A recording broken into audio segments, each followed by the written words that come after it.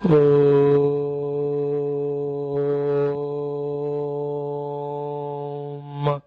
Om.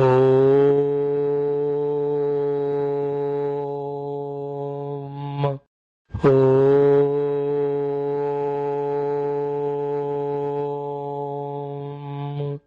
Om Sahanavavatu Sahanau Bhunaktu Sahaviryam Karavavahai Tejasvinavadhitamastu ma vidvishavahai. Om Shanti Shanti Shanti.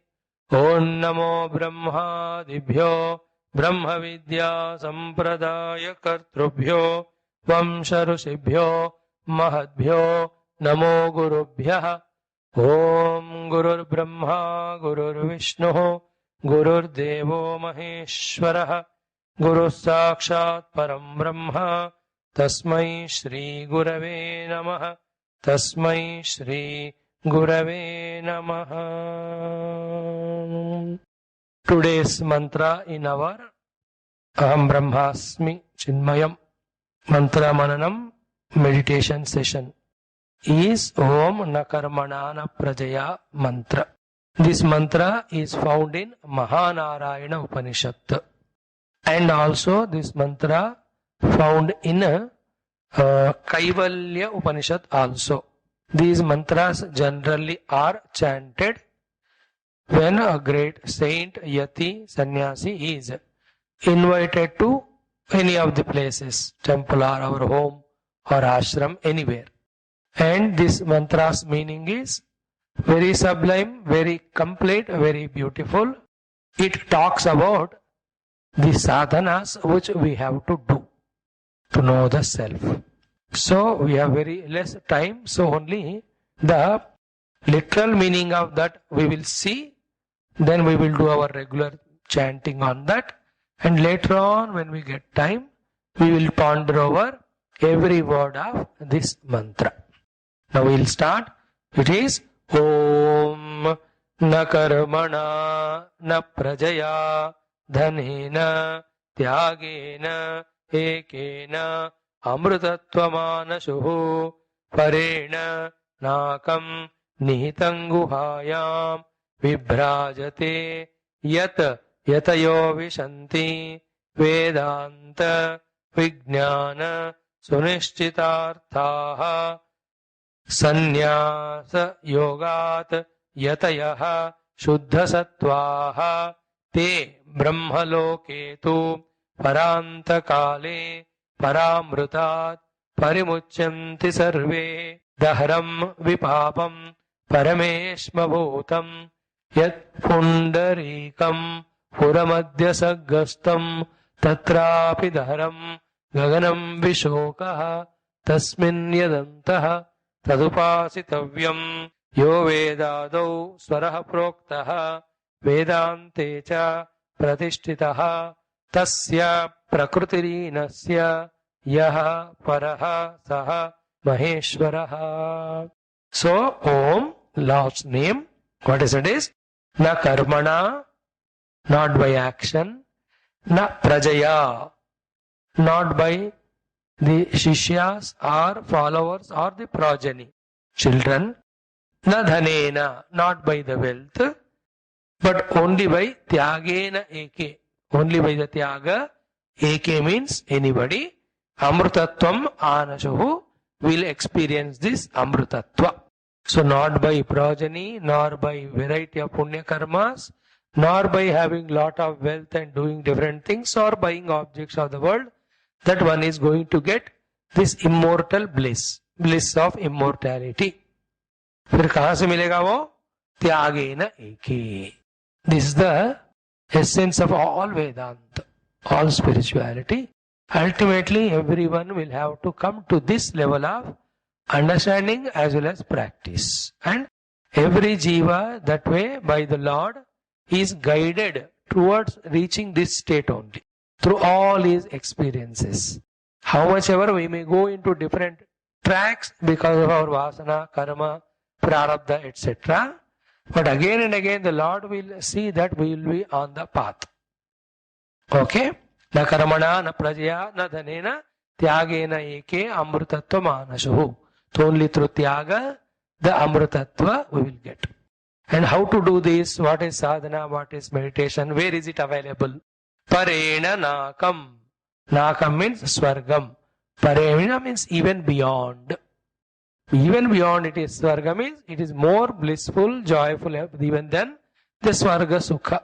Swarga in Vedanta is when we reach to the intellectual level, transcending the body, my pranas and the mind. When we transcend shoka moha jara mrityu asana pipasa, they won't trouble us. Then we are said to be in the swarga actually. Anyway, that all detail I will not say. Parena nakam means it is even beyond the nakam. Nakam means swarga. Where is it? Nihitam guhayam. It is hidden in the cave of our own heart. Vibhrajate. It is in the form of this Brajamana, bright, brilliant, resplendent Chaitanya. Swarup mein hai wo. So, Swargamuna kavala, mana yokka hrudaya kuharanlone వెలుగు రూపంలో ఉన్నది. స్వర్గం కంటే గొప్ప ఆనందము. ఇది త్యాగం ద్వారా లభిస్తుంది. కర్మ ప్రజ ధనం ద్వారా కాదు. న కర్మణ న ప్రజ ధనేన త్యాగేన ఏకేన అమృతత్వ మానసో పరేణ నాకం నిహితం గుహాయాం విభ్రాజతే యత్ which యతయః విశంతి.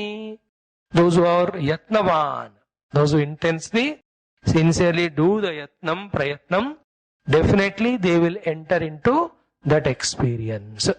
Then who are the ones who will do the yatnam, prayatnam, try, effort? What are the things to be done? See, two important things. One is Vedanta Vijnana Sunishchita Arthaha. They heard Vedanta from the gurus and then they did the manana of that. That's it led to the Vijnanam, understanding. Then they have fully convinced, Sunishchita Arthaha, that the meaning of the Vedas also understood by them, and the meaning of the Vedas is the final Purushartha, that is moksha. They are Sunishchita about that also. They are very firmly convinced about the final Artha told by the Vedas as the final goal also. That is what? Vedanta Vijnana Sunishchita Artha. Then Sannyasa yogat yatayaha shuddha sattvaha. Yati is what they have to do after this understanding is done. Sannyasa yoga. Sannyasa is giving up the world. Yoga is to purify and make our equipments qualified for meditation, etc. Like now, we don't have that much of problems of the world. Lev, haini. And still we can't meditate because this prakriti called as mind, etc. are not in our absolute control. That is achieved through yoga. So we need to do both. Sannyasa yoga. Result is Shuddha Sattvaha. Their antakarana has become absolutely pure Shuddha.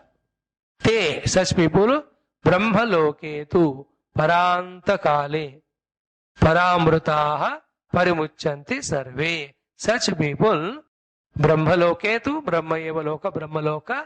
There are two things. One is very intensely, if sadhana is done, from here only, directly, in that cave of heart, the self is there, that is identified with, discovered, and one realizes. If somebody says, yes, I want that also, but I do punya karmas, and I want to enjoy the in-between lokas. So they go through krama mukti, and then they go to Brahma Loka, and there, along with Brahma, te Brahma Loketu Paranta Kale. When the Brahma's Paranta Kala happens, Paramrutat Parimuchanti Sarve. All those who try, they will definitely get liberated along with Brahmadeva in Krama Mukti. And in Sadhya Mukti here, Brahma Eva Loka. Paranta Kale means when one transcends the time in meditation. Paramrutat. Because they experience the Paramruta, Parimuchanti Sarve, they get liberated from all mortality. Te Brahmaloketu Parantakale Paramrutat Parimuchanti Sarve. And it is Daharam, very small. Vipavam. There is no Papa of ignorance or duality. Parameshma Bhutam, it is called as Parameshwara's residence. Yet Pundarikam, that is in our own heart in the form of Pundarikam lotus. In that Puramadhya Saggastam, Pundarik के पुर के अंदर ये परमात्मा है. तत्राभिधानम, even there also when you become more सूक्ष्म subtle, gaganam, it is a space. Vishokaha, there is no dukkha because it's only Sat Swarupa Ananda Swarupa. Tasmin yadantaha, and in that self is there. Tadupasitavyam, that is what one has to meditate. Then this Paramatma is Yo Vedadau Swara Proktaha, the one who in the beginning of the Vedas, he spoke the word Om, and from the Om he spoke out all the Vedas. Then Vedanteja Pratishtitaha, at the end of all Vedanta Jnanam, this Lord alone is proved or established in our experience.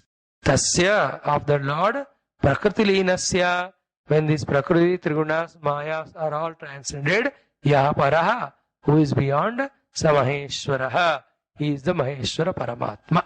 So, what is said here? It is through Tyaga and through Sannyasa Yoga and through Dhyana. Karma, Praja, Dhana ka त्याग किया. कर्म का बाहरी responsibility का संन्यास किया. योग के द्वारा अंतःकरण को कंट्रोल किया. Then, in the cave of our own heart, there is a lotus. Within the lotus, in the very subtlest of the space, there vibrajate, that conscious light is there. That is me. And when one becomes so deep in trying to know that one, and his antakarana becomes absolutely sukshma, and once that is discovered, it is a big blast-like thing. What is the blast? That alone actually is the light. That alone, non-perceived by us, because of which we are seeing something other than that. That is why they give the example of the clouds and the sun. Gana Vadal. The thick clouds are covering the sun. The moment the clouds are removed, we will see the resplendent bright sun. But the funniest thing is, the clouds are made because of sun only. And when the clouds are covering sun, we are able to see the clouds. They are at that time again illumined by the sunlight only. Therefore, in our life also, the self is always conscious. But our attention awareness is not on the self.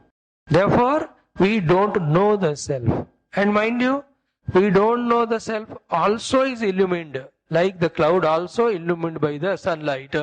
This I don't know also illumined by the consciousness only.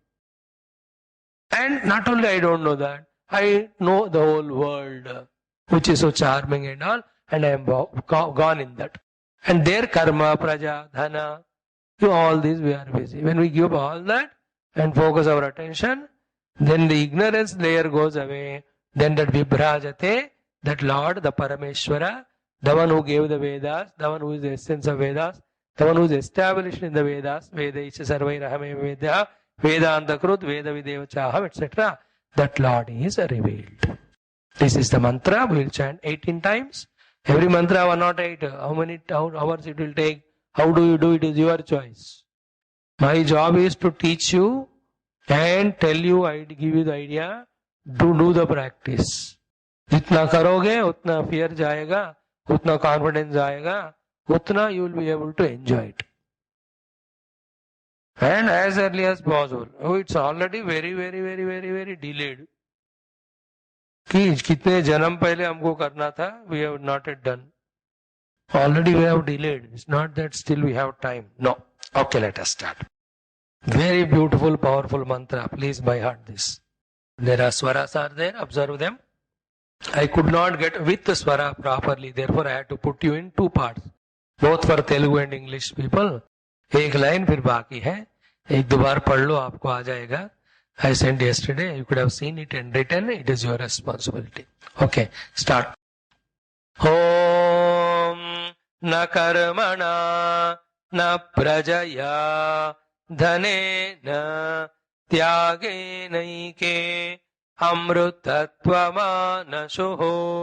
परेण नाकं निहितं गुहायां विभ्राज देतत् यतयो विशन्ति वेदान्त विज्ञान सुनिश्चितार्था संन्यास योगात् यतय शुद्ध सत्त्वाः ते ब्रह्म लोके तु परान्तकाले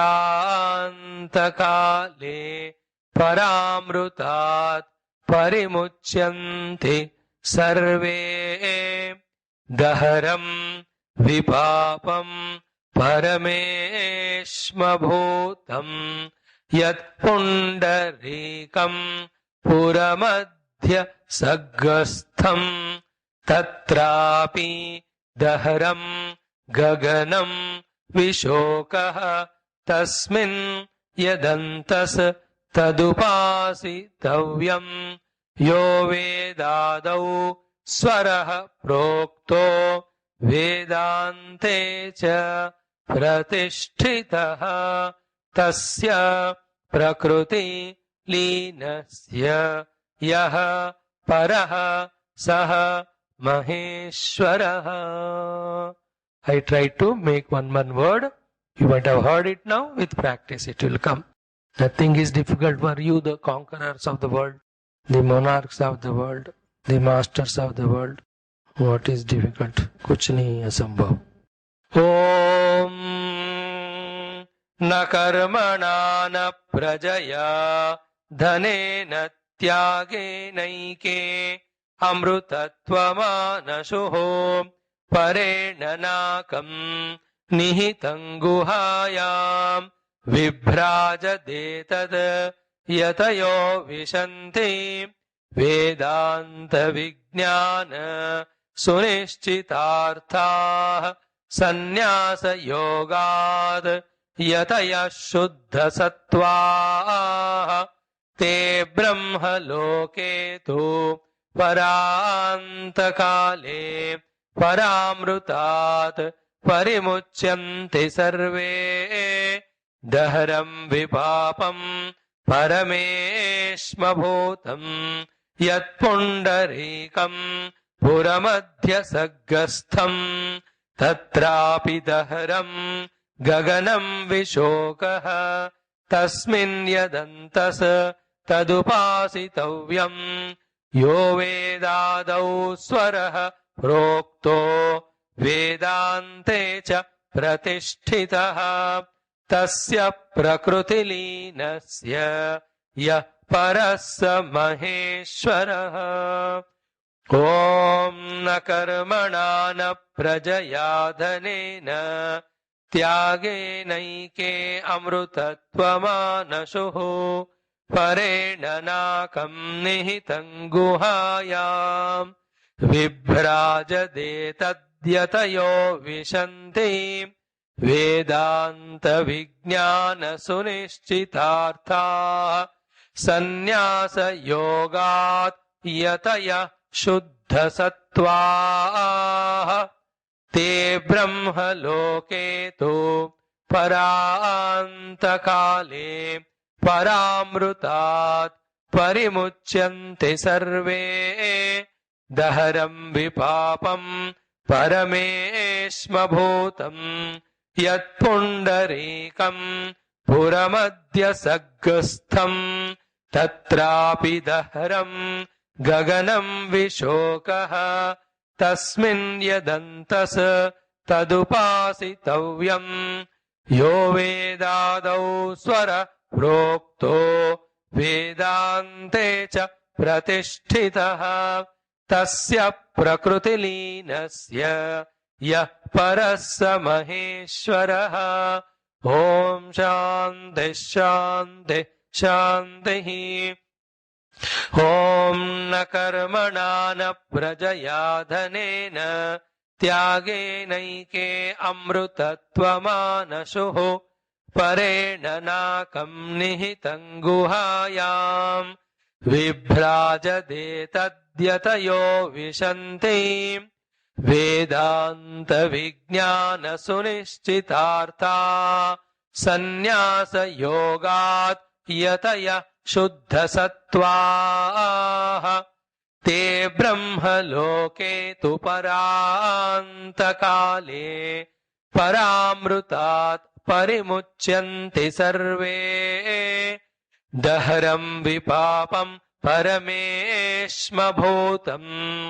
यत्पुण्डरीकं पुरमध्यसग्गस्थम् तत्रापि दहरं गगनं विशोकस् तस्मिन् यदन्तस्तदुपासितव्यम् यो वेदादौ स्वर प्रोक्तो वेदान्ते च प्रतिष्ठितः तस्य प्रकृतिलीनस्य यः परः स महेश्वरः।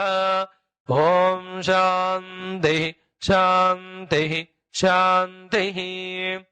ॐ न कर्मणा न प्रजया धनेन त्यागेनैके अमृतत्वमानशुः परेण नाकं निहितं गुहायाम् विभ्राजते तद्यतयो विशन्ति वेदान्तविज्ञानसुनिश्चितार्था सन्न्यासयोगाद् यतयः शुद्धसत्त्वाः ते ब्रह्मलोके तु परान्तकाले परामृतात् परिमुच्यन्ति सर्वे दहरं विपापं परमेश्मभूतम्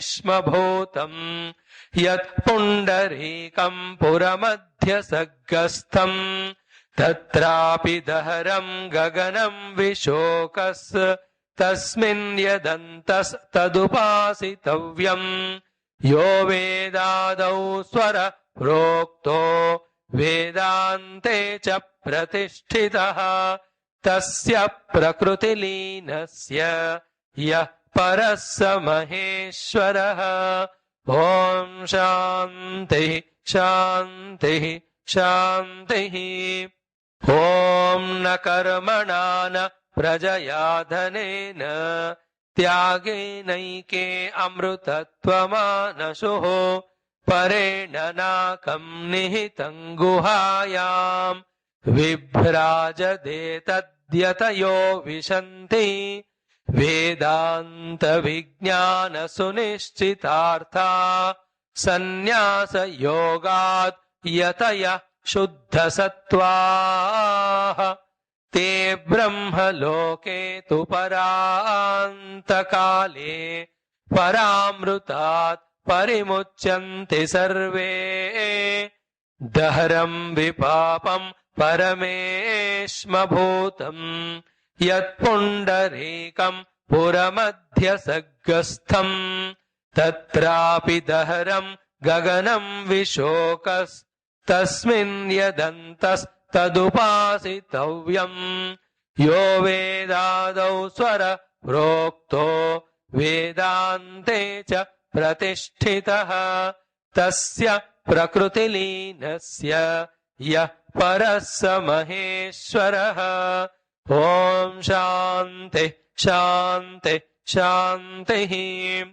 ॐ न कर्मणा न प्रजया धनेन त्यागेनैके अमृतत्वमानशुः परेण नाकं निहितं गुहायाम् विभ्राजते तद्यतयो विशन्ति वेदान्तविज्ञानसुनिश्चितार्था सन्न्यासयोगाद् यतयः शुद्धसत्त्वाः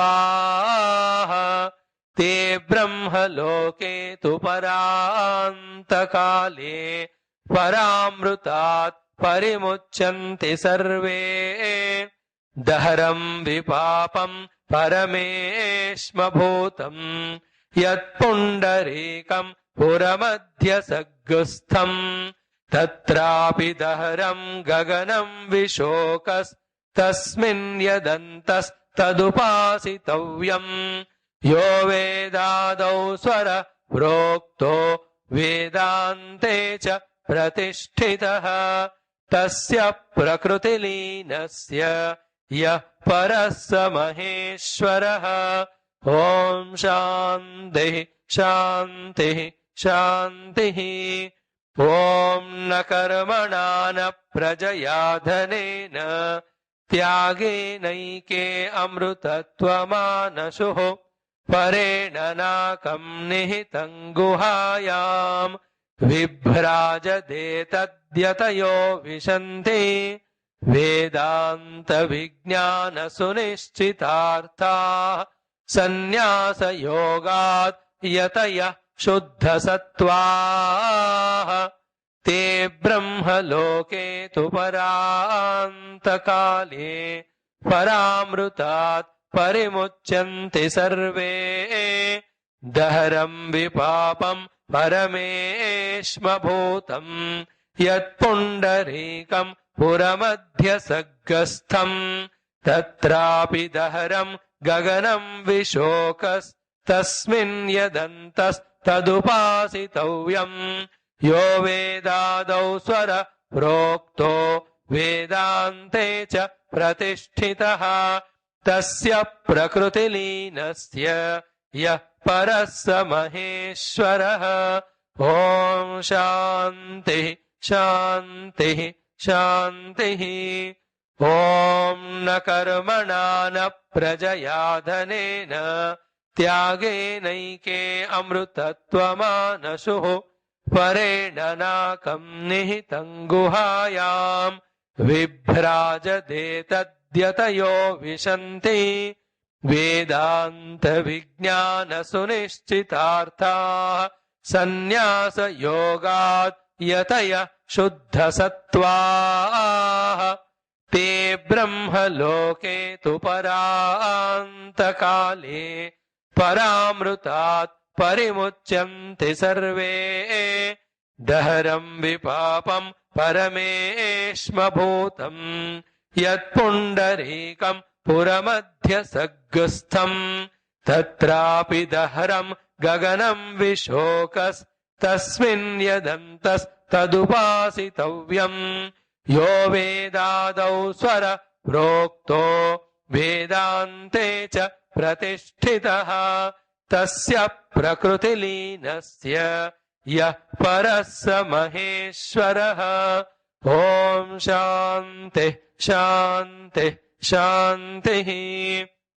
ॐ न कर्मणा न प्रजया धनेन त्यागेनैके अमृतत्वमानशुः परेण नाकं निहितं गुहायां विभ्राजते तद्यतयो विशन्ति वेदान्तविज्ञानसुनिश्चितार्थाः सन्न्यासयोगात् यतयः शुद्धसत्त्वाः ते ब्रह्मलोके तु परान्तकाले परामृतात् परिमुच्यन्ते सर्वे दहरं विपापं परमेश्मभूतं यत्पुण्डरीकं पुरमध्यसग्गस्थं तत्रापि दहरं गगनं विशोकस्तस्मिन् यदन्तस्तदुपासितव्यम् यो वेदादौ स्वर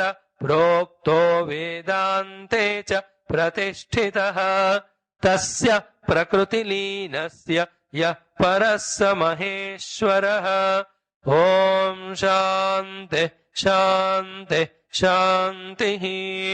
ॐ न कर्मणा न प्रजया धनेन त्यागेनैके अमृतत्वमानशुः परेण नाकं निहितं गुहायां विभ्राजते तत् यतयो विशन्ति वेदान्तविज्ञानसुनिश्चितार्थाः सन्न्यासयोगात् यतयः शुद्धसत्त्वाः ते ब्रह्मलोके तु परान्तकाले परामृतात् परिमुच्यन्ते सर्वे दहरं विपापं परमेश्मभूतं यत्पुण्डरीकं पुरमध्यसग्गस्थं तत्रापि दहरं गगनं विशोकस्तस्मिन् यदन्तस्तदुपासितव्यम् यो वेदादौ स्वर प्रोक्तो वेदान्ते च प्रतिष्ठितः तस्य प्रकृतिलीनस्य यः परः स महेश्वरः। ॐ शान्तिः शान्तिः शान्तिः। ॐ न कर्मणा न प्रजया धनेन त्यागेनैके अमृतत्वमानशुः परेण नाकम् निहितम् गुहायाम् विभ्राजते तद्यतयो विशन्ति वेदान्तविज्ञानसुनिश्चितार्था सन्न्यासयोगात् यतयः शुद्धसत्त्वाः ते ब्रह्मलोके तु परान्तकाले परामृतात् परिमुच्यन्ते सर्वे दह्रम् विपापम् परमेश्मभूतम् यत् पुण्डरीकम् पुरमध्यसग्गस्थम् तत्रापि दह्रम् गगनम् विशोकस्तस्मिन् यदन्तस्तदुपासितव्यम् यो वेदादौ स्वर प्रोक्तो वेदान्ते च प्रतिष्ठितः तस्य प्रकृतिलीनस्य यः परः स महेश्वरः। ॐ शान्तिः शान्तिः शान्तिः। ॐ न कर्मणा न प्रजया धनेन त्यागेनैके अमृतत्वमानशुः परेण नाकम् निहितम् गुहायाम् विभ्राजते तत् यतयो विशन्ति वेदान्तविज्ञानसुनिश्चितार्था सन्न्यासयोगात् यतयः शुद्धसत्त्वाः ते ब्रह्मलोके तु परान्तकाले परामृतात् परिमुच्यन्ते सर्वे दह्रम् विपापम् परमेश्मभूतम् यत् पुण्डरीकम् पुरमध्यसग्गस्थम् तत्रापि दह्रम् गगनम् विशोकस्तस्मिन् यदन्तस्तदुपासितव्यम् यो वेदादौ स्वर प्रोक्तो वेदान्ते च प्रतिष्ठितः तस्य प्रकृतिलीनस्य यः परः स महेश्वरः। ॐ शान्तिः शान्तिः शान्तिः। ॐ न कर्मणा न प्रजया धनेन त्यागेनैके अमृतत्वमानशुः परेण नाकम् निहितम् गुहायाम् विभ्राजते तत् यतयो विशन्ति वेदान्तविज्ञानसुनिश्चितार्था सन्न्यासयोगात् यतयः शुद्धसत्त्वाः ते ब्रह्मलोके तु परान्तकाले परामृतात् परिमुच्यन्ते सर्वे दह्रम् विपापम् परमेश्मभूतम् यत् पुण्डरीकम् पुरमध्यसग्गस्थम् तत्रापि दह्रम् गगनम् विशोकस्तस्मिन् यदन्तस्तदुपासितव्यम् यो वेदादौ स्वर प्रोक्तो वेदान्ते च प्रतिष्ठितः तस्य प्रकृतिलीनस्य यः परः स महेश्वरः। ॐ शान्तिः शान्तिः शान्तिः।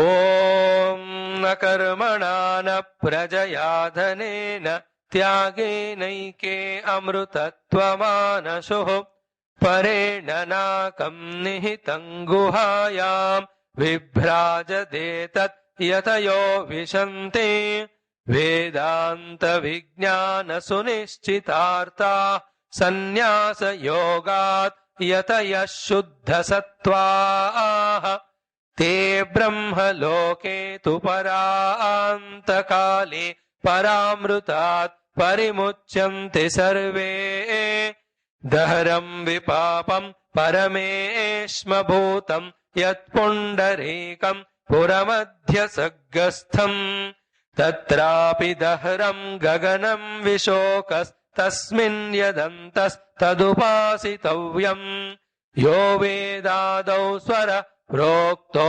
वेदान्ते च प्रतिष्ठितः तस्य प्रकृतिलीनस्य यः परः स महेश्वरः। ॐ शान्ति शान्ति शान्तिः।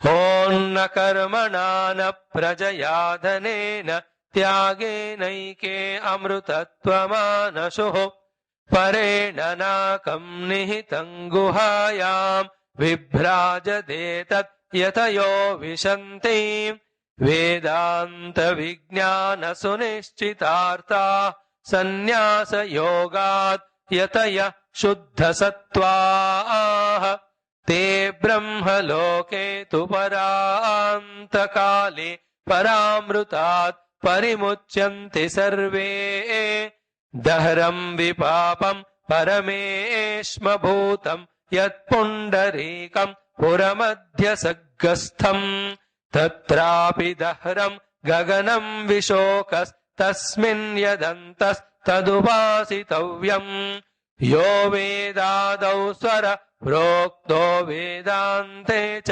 प्रतिष्ठितः तस्य प्रकृतिलीनस्य यः परः स महेश्वरः। ॐ शान्ति शान्ति शान्तिः। ॐ न कर्मणा न प्रजया धनेन त्यागेनैके अमृतत्वमानशुः परेण नाकं निहितं गुहायां विभ्राजते तत् यतयो विशन्ति वेदान्त विज्ञान सुनिश्चितार्थाः सन्न्यासयोगात् यतयः शुद्धसत्त्वाः ते ब्रह्मलोके तु परान्तकाले परामृतात् परिमुच्यन्ते सर्वे दह्रं विपापं परमेश्मभूतं यत्पुण्डरीकं पुरमध्यसग्गस्थम् तत्रापि दह्रं गगनं विशोकस्तस्मिन् यदन्तस्तदुपासितव्यम् यो वेदादौ स्वर प्रोक्तो वेदान्ते च प्रतिष्ठितः तस्य प्रकृतिलीनस्य यः परः स महेश्वरः। ॐ शान्तिः शान्तिः शान्तिः।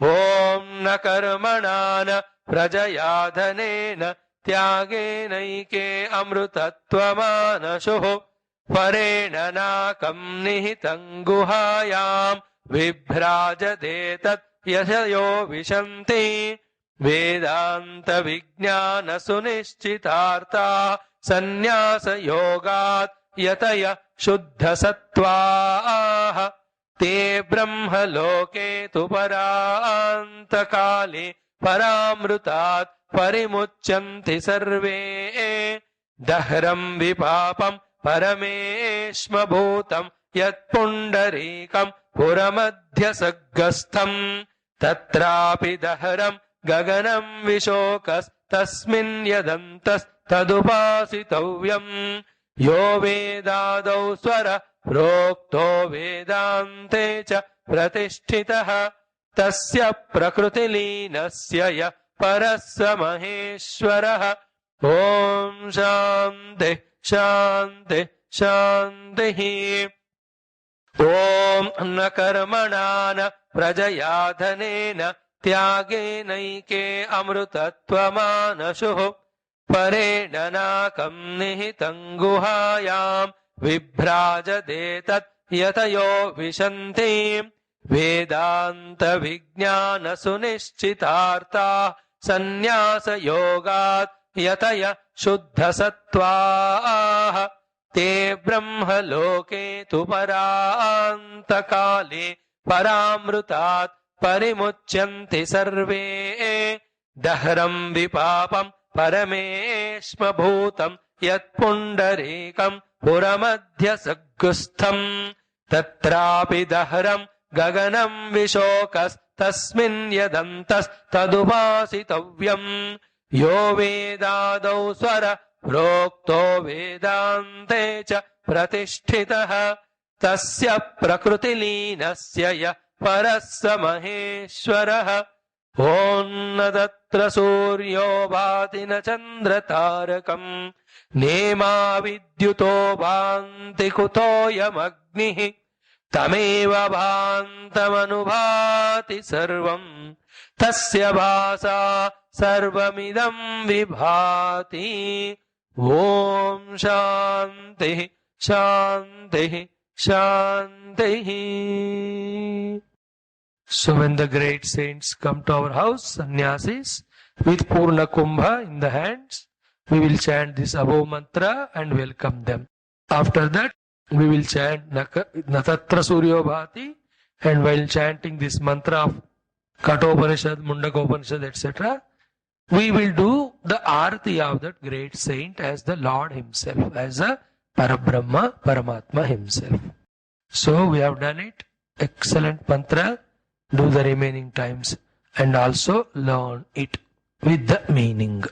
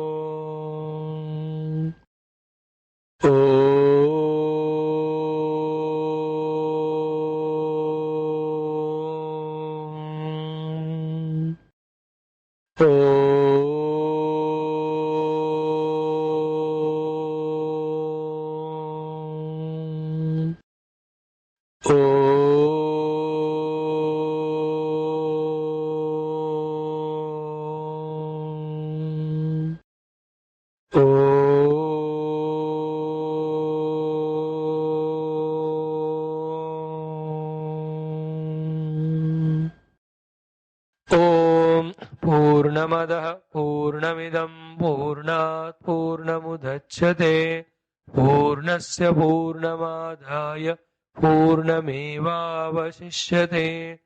ॐ शान्तिः शान्तिः शान्तिः. हरिः ॐ. श्रीगुरुभ्यो नमः. परमऋषिभ्यो नमः. श्रुतिमात्रे नमः. हरिः ॐ.